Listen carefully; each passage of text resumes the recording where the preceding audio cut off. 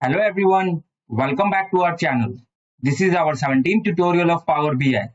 In the previous class, we have covered cross-filtration in data modeling. I hope you guys have cleared with the concept. Now, in today's class, we will only study about active or inactive relationship in data modeling. And this is very interesting concept guys because it is mostly used in our data modeling. So without wasting our time, let's start the video. So there are two kinds of relationship in our data modeling. The first one is active relationship and the another one is inactive. And the active relationship is already shown in your screen as solid line. So we have already studied about this active relationship in our previous classes. So here guys, I have added one calendar table in our data sets. So now question is, what is inactive relationship and why we need inactive relationship? So before answer this question, let's go to the sales table. And here I have entered two columns, which is order date and ship date. So if I create active relationship, then Power BI will auto detect only first date, which is order date. So let's check with an example.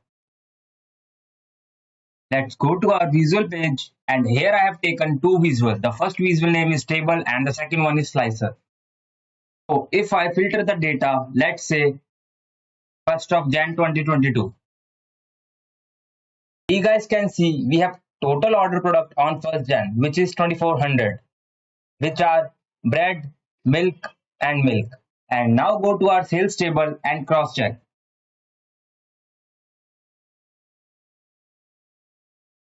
And put filter on order date. And the date was 1st of Jan 2022. The sale is 2400, which is 1500 plus 800 plus 100, which are bread, milk, and milk. That means our date filter visualizing the correct data. So let me clear the filter first. Now I want to check the data on the basis of ship date. That how many products got shipped on 7th of January. Let's click on the slicer and check what will be the output. So go to the visual page again. And this time I will check the 7th of January. So it is not displaying anything in the sales table because it is filtering on the basis of order date, not from the ship date.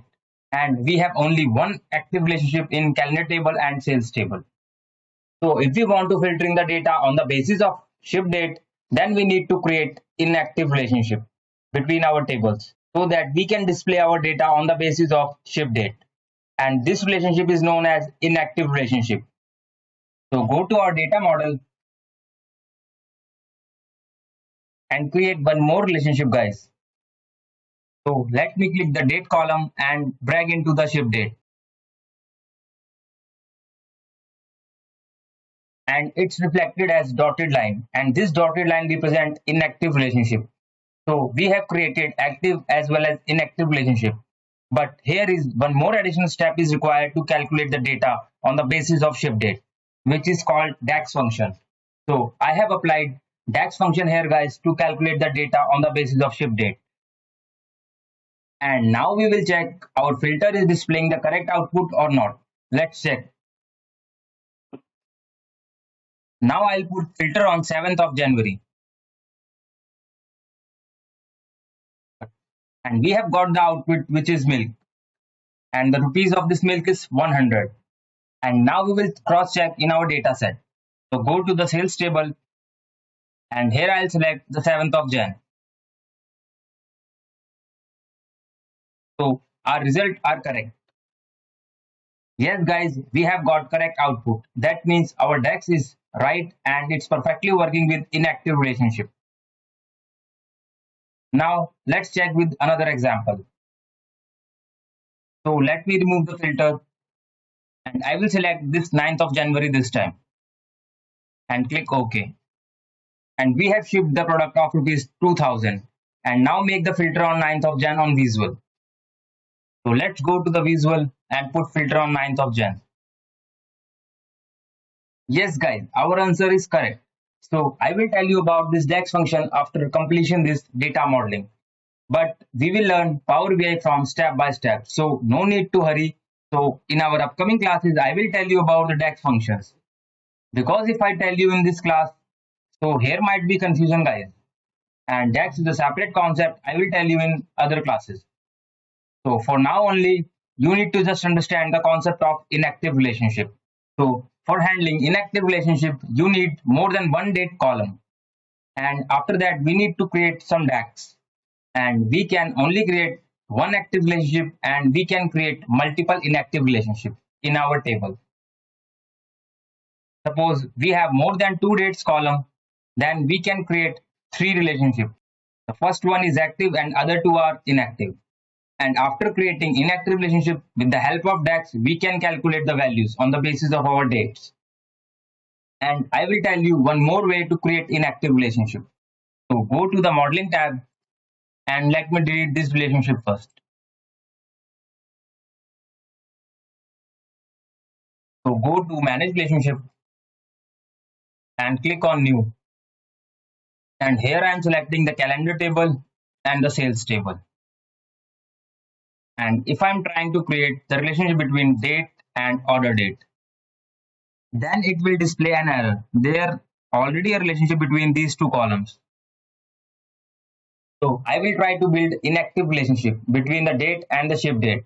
So I will select ship date column here and click OK and close. So in this way, you can also create inactive relationship. And I have to cover one more concept here, guys. So I need to delete this relationship.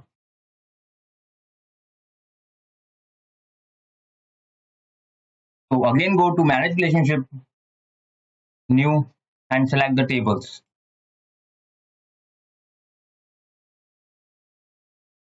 And now this small checkbox is asking for make this relationship active.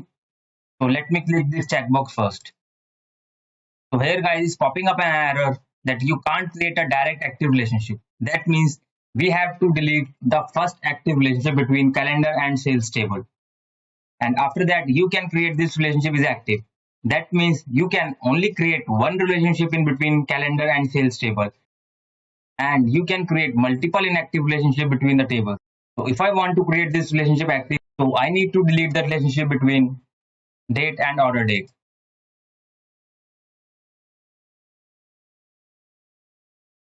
So I hope you have played with the concept of active and inactive relationship in our data modeling. So only one more class is left of completion of data modeling. After that, I will move towards the DAX function, which is our next step of the process of report building. So stay tuned with us and kindly support this channel. And please subscribe and share. And please share with those who really want to learn Power BI from scratch. Thank you so much, guys.